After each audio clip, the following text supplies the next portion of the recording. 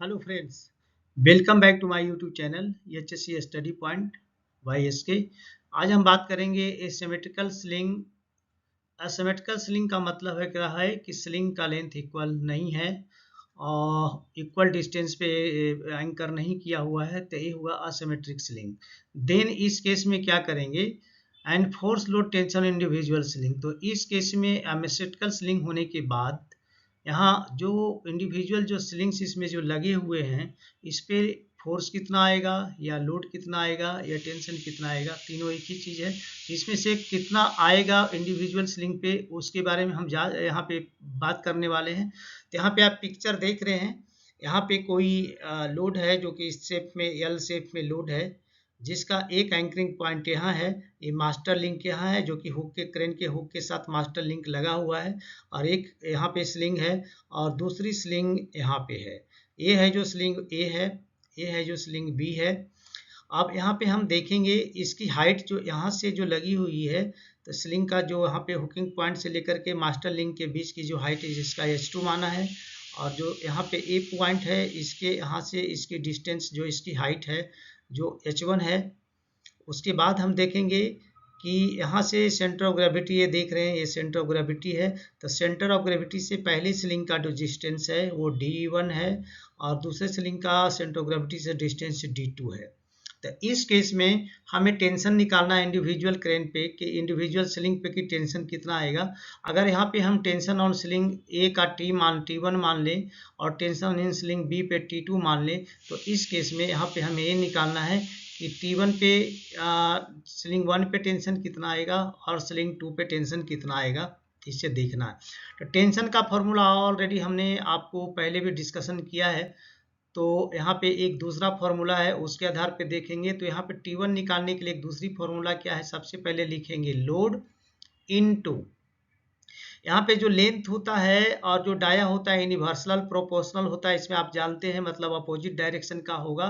तो यहाँ load into sling T1 के लिए अगर निकालेंगे तो लोड इनटू T1 के लिए निकाल रहे हैं, तो T1 हमारा स्लिंग 1 पे है, तो इसमें उल्टा हो जाएगा। इसका डिस्टेंस जो होगा सेंटर ऑफ ग्रेविटी से पहले स्लिंग दूसरे स्लिंग का डिस्टेंस वो लिखेंगे यानी D2 और इनटू L1 इसके लिए निकाल रहे हैं, एंड डिवाइडेड बाई D2 जो कि ए स्लिंग इधर के लिए हो जाएगा, इनटू H1 अपोजिट हो जाएगा। इसका H1 आ जाएगा पहले स्लिंग का, प्लस यहाँ D1 जो हो जाएगा, अभी इसका लेंगे D1 इसका हो गया, और उसके बाद यहाँ अपोजिट डायरेक्शन का इसकी हाइट लेंगे, तो हाइट इसका हो गया H2।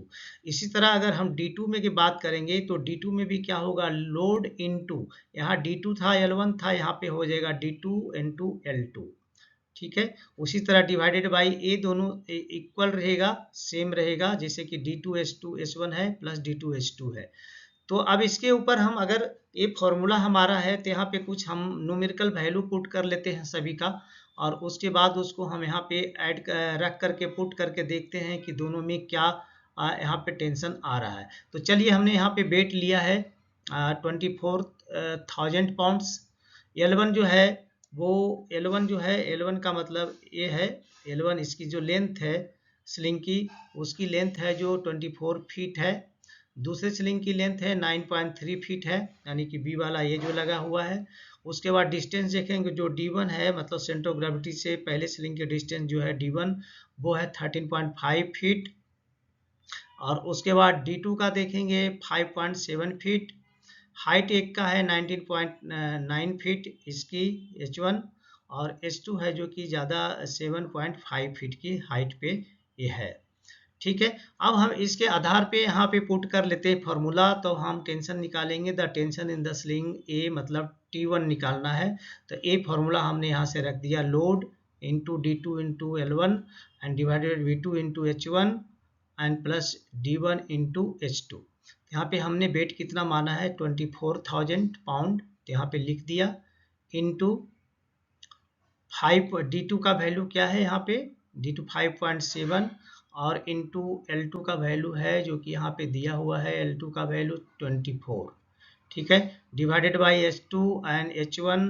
तो यहाँ D2 का वैल्यू क्या है, D2 का वैल्यू यहाँ पे आप देख रहे हो कितना दिया हुआ है 5.7, तो 5.7 होगा, इंटू H2 का वैल्यू हमें देना है कितना है 19 H1 का वैल्यू है 19.9 वो रख दिया। उसके बाद प्लस उसके बाद है D1H2, तो D1 का वैल्यू कितना है 13.5 और H2 का वैल्यू है 7.5।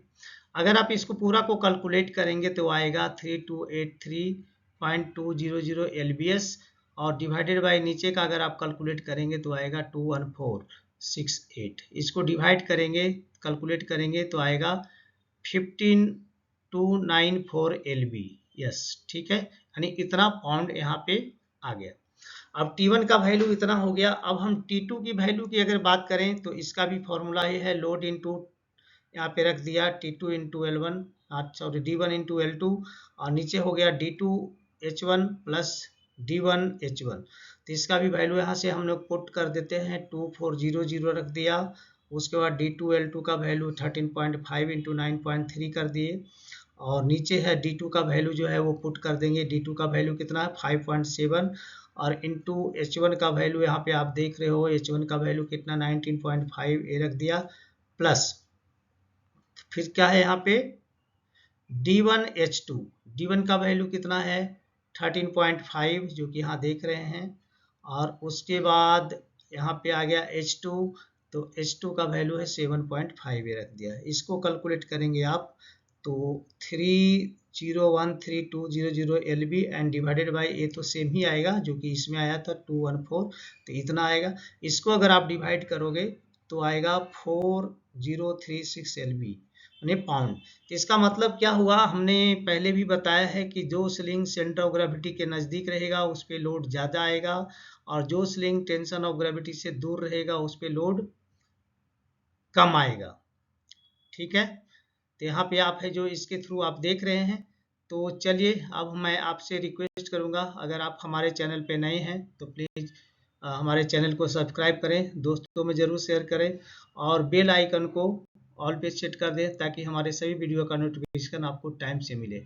तो चलिए मिलते हैं नेक्स्ट वीडियो में आपसे, तब तक जय हिंद, वंदे मातरम।